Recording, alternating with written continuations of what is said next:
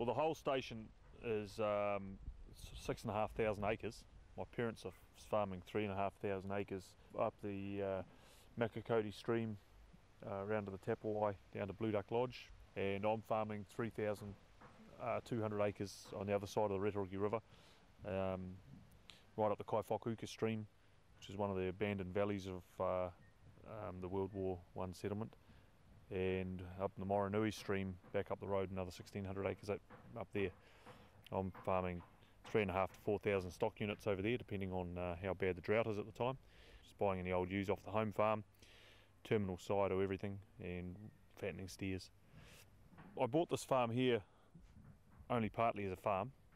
Bought it mainly for its tourism potential and because of its history, and it had the last remaining buildings of the Mangapurua Kaiwhakahuka Bridge to Nowhere era.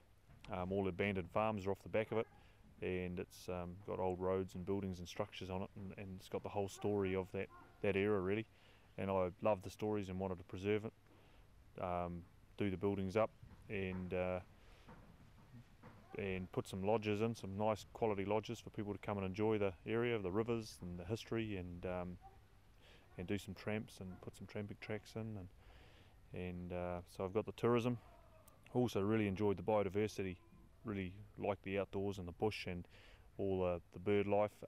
When I started finding reasonable numbers of blue ducks here, I wanted to do something to look after them and learn about them, and so I've started a conservation project, trapping all the predators that kill blue ducks and raid their nests, etc., the stoats and the wild cats and main predators. And within the first year, the government approached me and asked me, if I'd like to apply for funding. Having the farm surrounded by abandoned farms of the Mangapurua era, there was a lot of there's thousands of acres of manuka out there, so I saw the natural good land use there rather than break in any of my backcountry, put tramping tracks through it and try and harvest manuka honey, seeing that as a pretty good land use as well, pretty unsustainable for sheep and beef the way I see it. Oh, okay. There's a range of soil types here. It's predominantly papa country. A lot of that country that has hardly been fertilised in 25 years has got Olsen P levels of 20, which are, seeing it hadn't had fertiliser in 20 years, I was very surprised. The pH levels are very, very low, and so addressing that is one of the first priorities. So there's been getting some lime in the back country to bring the pH levels up. Well, I'm running between 1,500 and 2,000 5-year-old ewes on my property, and just terminal siring everything, and trying to finish as many lambs as I can off their mothers, and then forward store everything else. A very, very simple system. Running 350 steers.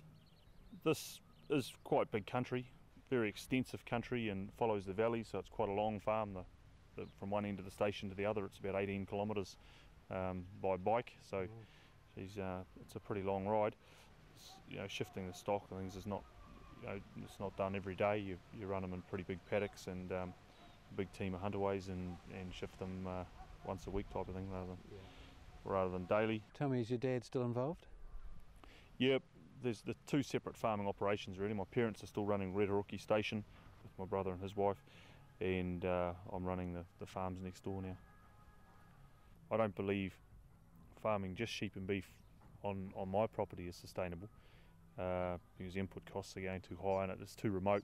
So what I want to do is fit the business around the best land uses and around the values that I wanted to live by, which is conservation and looking after the land and leaving it as a lot better place.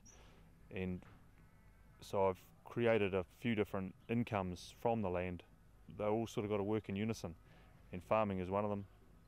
Tourism, biodiversity and looking after the biodiversity, manuka honey, a little bit of hunting, turning the pests, the pigs and the goats and the deer into a product, and there's carbon farming and one or two other things to spin off from it as well.